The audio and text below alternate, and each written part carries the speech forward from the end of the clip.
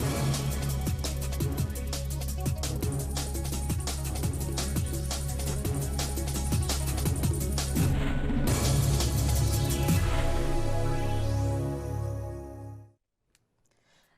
आपड़ू उत्तराखंड में आपका स्वागत है। मैं हूं आपके साथ प्रियंका तिवारी। शुरुआत करेंगे इस खास बुलेटिन की। आज उत्तराखंड के सीएम पुष्कर सिंह धामी ने सभा को संबोधित करते हुए कहा कि इस बार चुनाव काम बनाम कारनामों के बीच है, मुझे सिर्फ आपका आशीर्वाद चाहिए। वहीं उन्होंने विपक्ष पर निशाना साधते हुए कहा कि पिछली सरकारों ने बस जनता को लूटने का ही काम किया। सुनिए।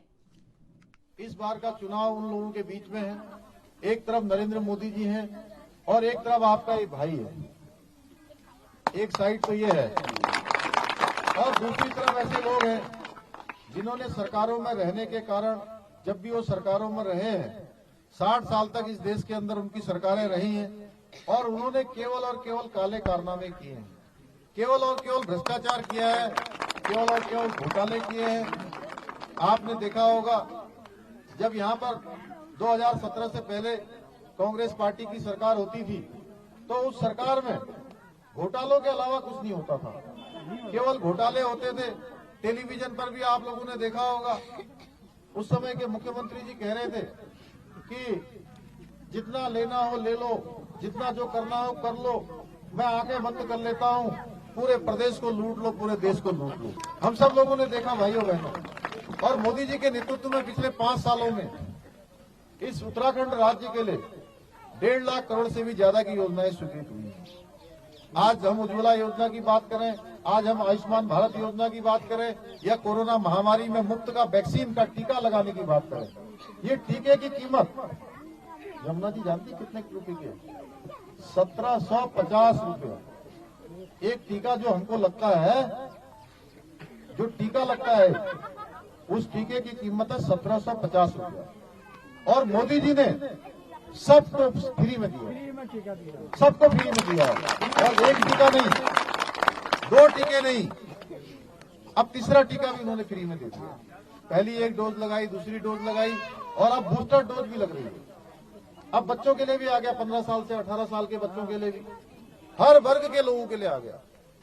इस महामारी के दौरान बहुत लोग जो मजदूरी करने वाले थे, जो काम पर काम करने वाले थे, छोटा काम धंधा चलाने वाले थे, उनका जिनका धंधा नहीं चल पा रहा था, ऐसे लोगों के लिए मुफ्त में टीका भी दिया और मुफ्त में उनको राशन देने का भी काम हमारे देश के हमारी सरकार ने इसको बढ़ाया है।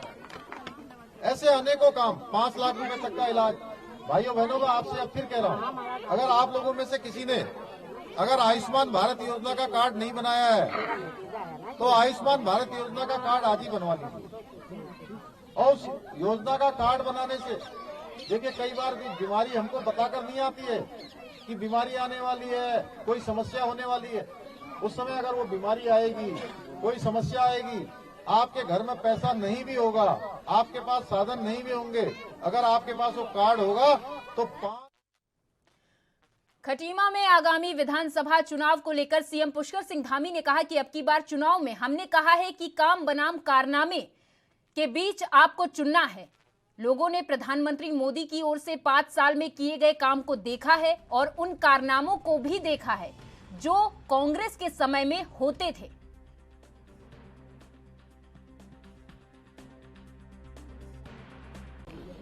नहीं, देखिए, मैं इस क्षेत्र के लोगों का बहुत ऋणी हूं।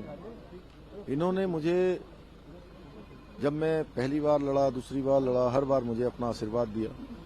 इस बार भी मैं देख रहा हूं बड़ी संख्या में माताएं बहनें आ रही हैं, सभी बड़े बुजुर्ग आ रहे हैं, सभी नौजवान साथी आ रहे हैं, छोटे छोटे बच्चे आ रहे हैं और सभी का आशीर्वाद मिल रहा है, सभी का समर्थन मिल रहा है। और सब लोग कह रहे हैं कि आप पूरे प्रदेश में जाइए और खटीमा के चुनाव की चिंता मत करिए, खटीमा का चुनाव हम लोग आपको जिताएंगे, हम लोग लड़ाएंगे। मैं हमेशा इनका आभारी रहूंगा, इनके ऋण से कभी ऋण नहीं हो पाऊंगा। मेरा लक्ष्य है, मेरा संकल्प है कि आने वाले समय में हमारा एक खटीमा क्षेत्र, यहाँ के बच्चे, यहाँ के भविष्य और उन सब के लिए यहाँ पर अच्छी व्यवस्थाएं हों, अच्छे संस्थान बने, उस क्षेत्र में हम काम कर रहे हैं। हमने प्रस्ताव बढ़ाए हैं।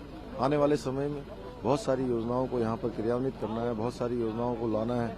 धरातल पर जो काम शुरू हुए हैं उन सभी कामों को पूरा करना है। सर, जिस तरीके आपका ये सीएम रहते हैं, पहला चुनाव है पूरे उत्तराखंड में, सब चुनाव प्रचार के लिए जाना है, तो किस विजन के साथ सरकार आगे बीजेपी आगे जा रही है? नहीं, हमने अब की बार के चुनाव में हमने कहा है काम बनाम कारनामे और काम बनाम काले कारनामे, इनके बीच चुनाव होने वाला है।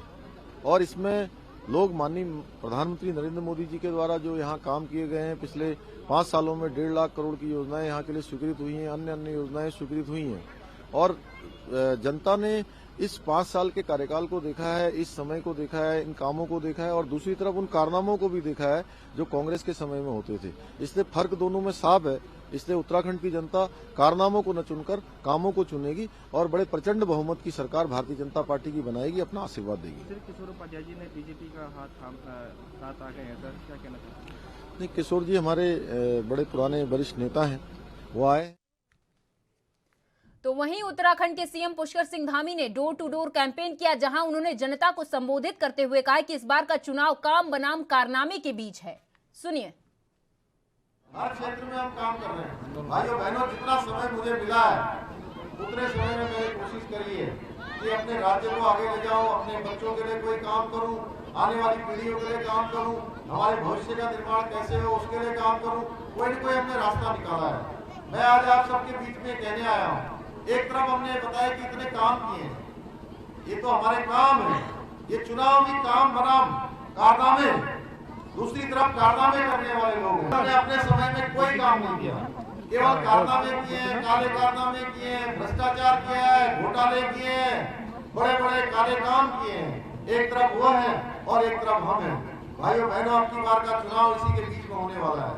मैं पूरी तरह से इतनी संख्या देखकर मुझे पूरा भरोसा हो गया है कि आप इस क्षेत्र से जब 14 तारीख को मतदान होगा तो बड़ी भारी संख्या में एक तरफा मतदान इस क्षेत्र से होने वाला है। 10 मार्च को यहाँ की पेटी खुलेगी तो उस पेटी में से कमल ही कमल निकलेंगे, कमल की लड़ियां निकलेगी, कमल की घड़ियां निकलेगी और विकास रूपी लक्ष्मी जी कमल पर सवार होकर हमारे बीच में आएंगी।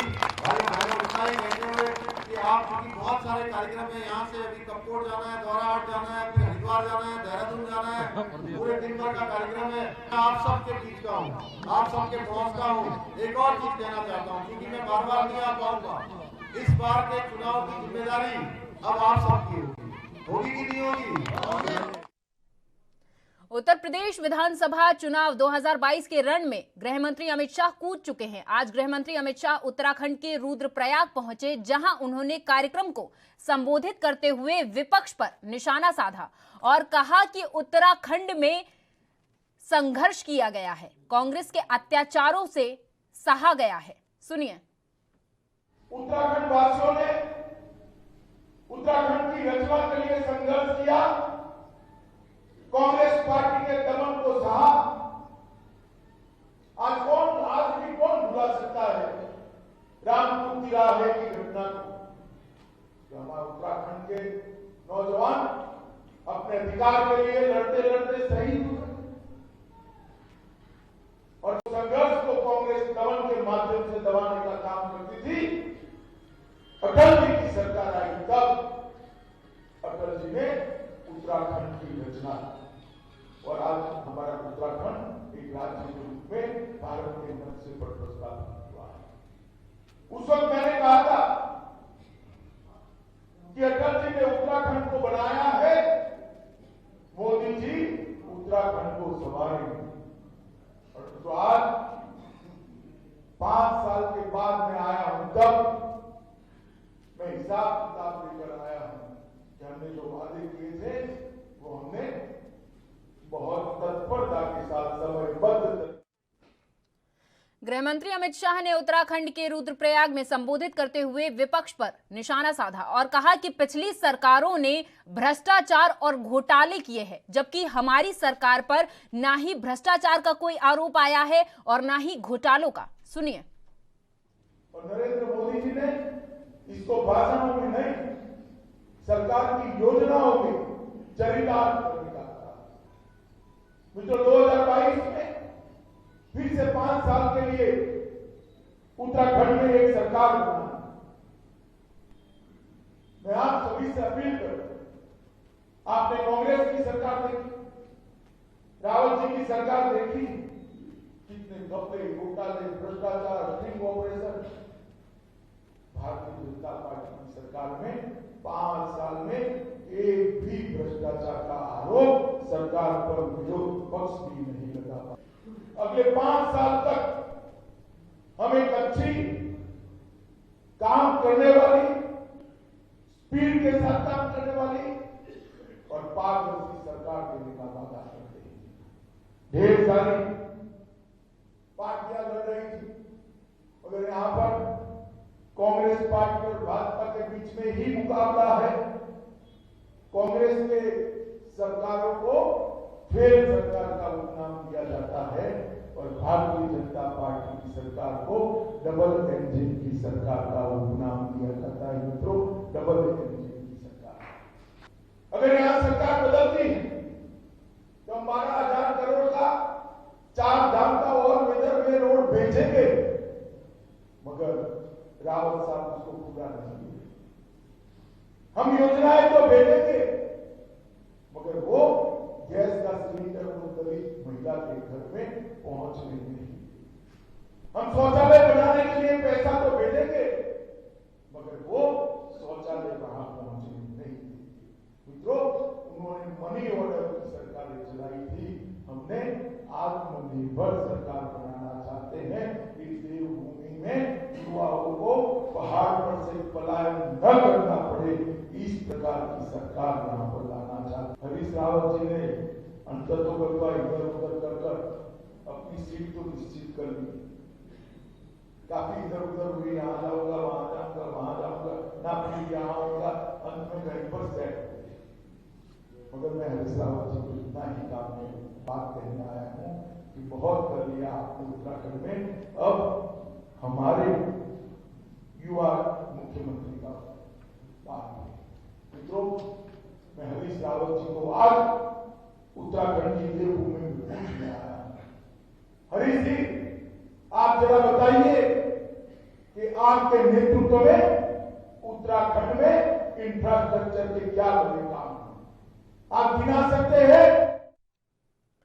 पूर्व सीएम हरीश रावत ने बीजेपी को घेरते हुए एक वीडियो अपने ट्विटर हैंडल पर शेयर किया, जिसमें उन्होंने कहा कि जो भू कानून भाजपा ने बनाए हैं, उस भू कानून को सत्ता में आते ही रद्दी की टोकरी में डाल देंगे। सुनिए। हम आपकी आकांक्षाओं का भू कानून लेकर के आएंगे और जो भू कानून भाजपा ने बनाया है, जो आपके अधिकारों पर डाका डालता है, उस भू कानून। उत्तराखंड में राजनीतिक पार्टियां टिकट को लेकर एक दूसरे पर टीका टिप्पणी करने से बाज नहीं आ रही। वहीं उत्तराखंड की लाल कुआं सीट सबसे चर्चित सीट है, क्योंकि यहां से पूर्व सीएम हरीश रावत मैदान में हैं। वहीं रावत अपने विधानसभा क्षेत्र देर रात पहुंचे, जहां कार्यकर्ताओं से हरीश रावत ने बातचीत की। कार्यकर्ताओं ने हरीश रावत का जोरदार स्वागत किया। इस दौरान हरीश रावत ने कहा कि वो यहां जनता का आशीर्वाद लेने आए। लालकुआं विधानसभा को एक आदर्श विधानसभा के रूप में स्थापित करने के पूरे प्रयास किए जाएंगे, साथ ही विकास की कोई कोर कसर नहीं छोड़ी जाएगी। भाई और बहनों से आशीर्वाद मांगने आया हूं और ये आशीर्वाद कांग्रेस के साथियों के साथ मांगूंगा, उनकी ओर से। सूबे के पूर्व मुख्यमंत्री और कांग्रेस के दिग्गज नेता हरीश रावत की एएनबी न्यूज से खास बातचीत सुनिए।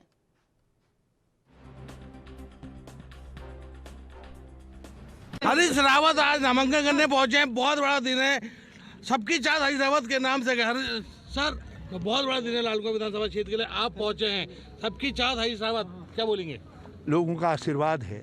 ये नारा मेरा नहीं है, ये उत्तराखंड के लोगों का नारा है, उत्तराखंड के जनता जनार्दन का नारा है, यहाँ के गरीब का नारा है। मेरा तो केवल एक ही नारा है, हे भगवान, जो लोग कहते हैं मैं उनकी भावना को प्राण प्रण से सार्थक कर सकूं, उसको पूरा कर सकूं। सर, क्या सिर्फ लालकुआं विधानसभा क्षेत्र से आपके नामांकन करने के द्वारा ही पूरे विश्व में कहीं ना कहीं लालकुआं की पहचान बनती दिखाई दे रही है, क्या कहेंगे जनता पे किस तरीके से यहाँ पर प्रभाव पड़ने वाला है? जनता में सार्थक प्रभाव है हमारी। मैं पहले से भी उनका जाना पहचाना सेवक हूँ। कोई क्षेत्र ऐसा नहीं है जिसको मैंने अपनी सेवा से सेवित न किया हो, अपने नीति और कार्यक्रमों से सेवित न किया हो, बल्कि इस क्षेत्र के लोगों के तो बिंदु खत्ता बचने से ले करके आज तक जो है दुख दर्द में संघर्ष में मैं हमेशा शामिल रहा हूँ। जी, किस तरीके से देखते हैं लालकुआ विधानसभा क्षेत्र में जिस तरीके से यहाँ विपक्षी पार्टी है वो लगातार हमलावर हो रही है, तमाम तरह के आरोप आप पे लगाए जा रहे हैं, उन सबको क्या जवाब देंगे और जनता पे कितना भरोसा मानते हैं? जिस दिन भाजपा मुझ पर हमलावर नहीं रहेगी उस दिन मैं हरीश रावत ही नहीं रह जाऊंगा। तो मैं उनको कम से कम वो मुझ पर हमलावर है, तो जिससे मुझे लगता है कि मैं हूँ। सर, एएनबी के माध्यम से जनता से क्या वादा करेंगे, लालकुआ की जनता को क्या संदेश देना चाहते हैं, क्या बोलना चाहते हैं? मैं लालकुआ की जनता जनार्दन से कहना चाहता हूँ, हरीश रावत उनकी विकास की आकांक्षा को भी पूरा करेगा और एक भाई, एक सेवक के तौर पर नित्य प्रतिदिन उनके दुख सुख में, उनके अच्छे, उनके कठिनाई सब में सम्मिलित रहेगा। सर, एक नारा है, सब तरीके से यहाँ पर बड़े चेहरे मौजूद हैं, यशपाल आर्य जी मौजूद हैं, क्या बोलेंगे, किस तरीके से जो माहौल है कितना लग रहा है कांग्रेस के पक्ष में है? पूरा माहौल कांग्रेस के पक्ष में है। पूरे राज्य में लोग परिवर्तन चाह रहे हैं। यहाँ चुनाव हरीश रावत वर्सेस किसी व्यक्ति का नहीं है, चुनाव जो है जनता वर्सेस, उत्तराखंड की जनता वर्सेस भारतीय जनता पार्टी का है। उत्तराखंड की जनता भारतीय जनता पार्टी को उनके 5 साल के कुशासन के लिए, निकम्मेपन के लिए, जन विरोधी नीतियों के लिए, लोक कल्याण के विरुद्ध कदम उठाने के लिए दंडित करना चाहते हैं। हरीश रावत जी का भी साफ कहना है कि लालकुआ की जनता पे उनको भरोसा है और लालकुआ की जनता निश्चित तौर पर उनको जिता के भेजेगी विधानसभा में और यहाँ से लालकुआ विधानसभा का एक नए सिरे से विकास किया जाएगा और पूरी तरीके से लालकुआ की जनता को संतुष्ट करने का कार्य हरीश रावत करने जा रहे हैं। Amit Chaudhary, ANB news, Lalkua. आज लालकुआ विधानसभा में नामांकन के अंतिम दिन बीजेपी के टिकट पर लड़ रहे मोहन बिष्ट ने अपने सैकड़ों समर्थकों के साथ लालकुआ तहसील पहुंचकर अपना नामांकन पर्चा भरा। मोहन बिष्ट ने एसडीएम मनीष कुमार के सामने अपना नामांकन पत्र देते हुए नामांकन की प्रक्रिया को पूरा किया। वहीं मोहन बिष्ट ने कहा कि अगर मैं जीत जाता हूं तो मेरी पहली प्राथमिकता पूर्व विधायक नवीन दुमका द्वारा किए हुए विकास कार्यों को और आगे बढ़ाना होगा। साथ ही कहा कि युवा वर्ग मेरे साथ रहता है। प्रदेश के बहुत तेज मुख्यमंत्री को बहुत बहुत धन्यवाद देना चाहता हूं और प्रदेश के अध्यक्ष जी को बहुत बहुत धन्यवाद देना चाहता हूं और हमारे देश, पूरे देश के हमारे जो नेतृत्व के लोग हैं उनको धन्यवाद देना चाहता हूं। मैं इसलिए धन्यवाद देना चाहता हूं कि मैं तो कांग्रेस छोड़ के अभी बीजेपी में आया और बीजेपी में आते ही इन लोगों ने मेरा बहुत बड़ा मान सम्मान किया और मैंने एक अपना मन बनाया है, मैं जो मान सम्मान उन्होंने मेरे को दिया मैं जाके सोच से जीत करके यहाँ की सीट उनके झोली में डालने का मैंने मन बना रखा है। कुंजवाल आपकी टक्कर में है, किस तरह से देखते हैं? मेरी टक्कर में कोई नहीं है। मोहन सिंह ने आज 11वां चुनाव में लड़ूंगा और मैंने बड़े बड़े दिग्गजों को परास्त कर रखा है और कुंजवाल जी मेरे सामने कुछ भी नहीं, वो इस समय हार जाएंगे। सर, बीजेपी के पूर्व प्रत्याशी नाराज चल रहे हैं तो उनको किस तरह से? हाँ, जितने भी हमारे साथी नाराज हैं, मैं 3 दिन से लगातार उनके संपर्क में हूँ। कल रात सुभाष पांडे जी मेरे साथ थे, मैं सुभाष पांडे की बातों को सुन करके गदगद हूँ और गौरव की बातों को सुन के गदगद हूँ और नरेंद्र बीसी के पूरन बीच वकील साहब ने बल्कि वहीं मोहन बिष्ट ने नामांकन के बाद सबसे पहले एएनबी न्यूज से की खास बातचीत, वो भी सुनिए।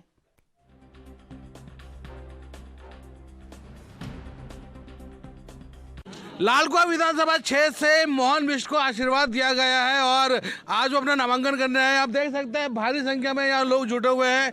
मोहन बिष्ट का वर्चस्व अपने आप में दर्शाता है कि यहाँ पर जो लोग हैं हुजूम है कि आप देख सकते हैं यहाँ पर मोहन बिष्ट मौजूद है, उनसे बात करते हैं। मोहन भाई, ये बताइए आज टिकट मिला, क्या बोलेंगे आप? मैं कहूँगा कि चारों तरफ हर्ष का, उल्लास का माहौल है। मुझे भारतीय जनता पार्टी का टिकट मिलने से, क्योंकि मैं लंबे समय से भारतीय जनता पार्टी का कार्यकर्ता रहा हूँ, मुझे टिकट मिलने से कार्यकर्ताओं में अपार उत्साह है। कोविड नॉर्म्स की वजह से लोग अपनी खुशियाँ व्यक्त नहीं कर पा रहे, यहाँ पर आ नहीं पा रहे, अन्यथा आप देखते कि जो है जन समुद्र यहाँ पर उमड़ा होता। मैं समझता हूँ कि हम इस विधानसभा सीट को भारी मोहब्बत से जीतने की ओर अग्रसर हैं। देर में नहीं मिला, लगता नहीं क्योंकि समय नहीं मिल पाया आपको और किस तरह से तैयारी करके, क्योंकि सामने एक बड़ा चेहरा है उत्तराखंड का, हरीश रावत आपको टक्कर देने वाले हैं। जी हाँ, बिल्कुल आपकी बात ठीक है। अब ये तो समय बताएगा कि कौन कितना बड़ा चेहरा है और चुनाव तो कई बार ऐसा देखा गया है कि बड़े चेहरे हार गए और छोटे चेहरे जीत गए। तो चुनाव तो जो है स्थानीय मुद्दों पर, स्थानीय लोगों पर लड़ा जाता है और वो रिजल्ट आएगा, आप देख लेंगे। जो आस लगाए बैठे थे उनको टिकट नहीं मिल पाया और कहीं कोई नाराज नहीं है, कहीं कोई रोटा नहीं है। मैं सारे लोगों के घर होकर आया हूं, सबसे मेरी बातचीत हुई है। फिर भी अगर ऐसी कोई बात होगी तो उसे बैठ के सुलझा लिया जाएगा। पूर्ण विश्वास है लालकुआ की जनता, मैं पिछले 17-18 साल से लालकुआ की जनता के साथ हूं, उनके सुख दुख में खड़ा रहा हूं। ऐसा कौन सा गांव नहीं होगा, ऐसा कौन सा घर नहीं होगा, उस घर में रहने वाला ऐसा कोई व्यक्ति नहीं होगा जिसे मैं नहीं जानता हूँगा। मैं इस विधानसभा क्षेत्र में लगभग 50,000 लोगों को उनके चेहरे से, उनके नाम से जानता हूँ। मैं कहीं से कहीं तक कोई चुनौती नहीं समझता, मुझे बहुत अच्छा समर्थन मिल रहा है। साफ तौर से मोहन मिश्र का भी कहना है कि लालकुआ की जनता उनको यहाँ पर जीत का आशीर्वाद देगी, भले ही सामने कितना ही बड़ा चेहरा हो। लालकुआ की जनता ने उनको अपना माना है और सदैव उनको अपना मानते हुए कहीं ना कहीं ये विधानसभा चुनाव उनको विजय करके यहाँ से विधानसभा भवन पर जरूर भेजेगी। पछुआदून की चक्राता, विकासनगर और सहसपुर विधानसभा के लिए कांग्रेस भाजपा के दिग्गज नेताओं के साथ ही आज सूबे में पहली बार ताल ठोक रही आम आदमी पार्टी के प्रत्याशियों के साथ ही निर्दलीय प्रत्याशियों ने नामांकन किया, जिसके चलते जहां एक ओर चक्राता विधानसभा से कांग्रेस के दिग्गज नेता और कांग्रेस प्रत्याशी प्रीतम सिंह, आप प्रत्याशी दर्शन डोभाल और दलित नेता दौलत कुंवर ने निर्दलीय प्रत्याशी के रूप में अपना अपना नामांकन पत्र दाखिल करते हुए अपनी जीत का दावा किया। कोई विरोध नहीं था, सब लोग कांग्रेस के लिए काम कर रहे थे, सब हमारे साथी हैं और हम सब मिलकर जो है कांग्रेस के लिए जिताएंगे और सबसे बड़ी जीत जो है सहसपुर से होगी कांग्रेस। सर जो कुछ बागी तो उठ रहे हैं उनके बारे में, देखिए ऐसा कोई बागी नहीं है, तो थोड़ा बहुत मनमुटाव हो सकता है, हर एक जब परिवार बड़ा हो जाता है। हम सब उनसे संवाद स्थापित कर रहे हैं और शीघ्र ही जो आप दिखाई देगा कि सब लोग एक मंच पर दिखाई देंगे। सर भाजपा प्रत्याशी बड़ा दावा कर रहे हैं कि क्या जीत और बड़ी होगी? देखिए किसी का हम क्या कह सकते हैं, आप जनता के मूड देखिए, जहाँ जाइए वहाँ पर उत्साह है जनता में। जनता पिछले 15 साल से त्रस्त थी, वो अब जान चुकी है कि हम किसी भ्रम में नहीं आने वाले हैं और सहसपुर में कांग्रेस के लिए सब ये जनता का चुनाव हो गया है, ये व्यक्ति का चुनाव नहीं है, तो ये जन जन का चुनाव है और ये विकास के लिए चुनाव हो रहा है और सहसपुर की जनता जानती है कि विकास के लिए किसको वोट देना है। देहरादून की मसूरी विधानसभा सीट से वर्तमान विधायक और भाजपा प्रत्याशी के तौर पर गणेश जोशी ने अपना नामांकन पत्र दाखिल किया। इस बीच हमारे वरिष्ठ संवाददाता हरीश खनेड़ा ने खास बातचीत की, जिसमें गणेश जोशी ने अपनी जीत को लेकर कहा कि साठ पार कर सरकार बनाने में भी कामयाब होंगे। दिन है और इस बीच हमारे साथ बातचीत करने के लिए मसूरी से प्रत्याशी बीजेपी के गणेश जोशी जी मौजूद हैं। गणेश जोशी जी, आपने आज नामांकन भरा है, कितना उत्साह है आपका? देखिए, सबसे पहले तो मैं अपने केंद्र नेतृत्व का, माननीय मोदी जी का, माननीय अमित शाह जी का, नड्डा जी का, अपने प्रदेश नेतृत्व का आभार करना चाहता हूँ कि उन्होंने चौथी बार मुझ पर भरोसा जताया है और मुझे मसूरी विधानसभा से भारतीय जनता पार्टी का प्रत्याशी बनाया है। मैं आभार व्यक्त करना चाहता हूं अपने पार्टी के सभी कार्यकर्ताओं का, अपने क्षेत्र की महान जनता का, जिनका आशीर्वाद स्वयं मुझे मिलता है और हर बार जीत का अंतर बढ़ता है। मैं उनका भी आभार व्यक्त करता हूं और जिस प्रकार का दृश्य उत्साह दिखाई दे रहा है, ये इस बात का प्रतीक है जो 60+ नेतृत्व का नारा दिया है, उसकी शुरुआत मसूरी विधानसभा से होगी और 21,000 से अधिक मतों से सीट को जीतकर भारतीय जनता पार्टी की झोली में डालेंगे। मसूरी विधानसभा क्षेत्र के घर घर से आप जुड़े हुए हैं, हर घर से आप जुड़े हुए हैं, किस तरह से देखते हैं? देखिए, फायदा आपको मिलता है? मेरे विधानसभा में लोगों से घर घर के संबंध है। 20,000 से अधिक बहनें मुझे रक्षाबंधन पर राखी बांधती हैं।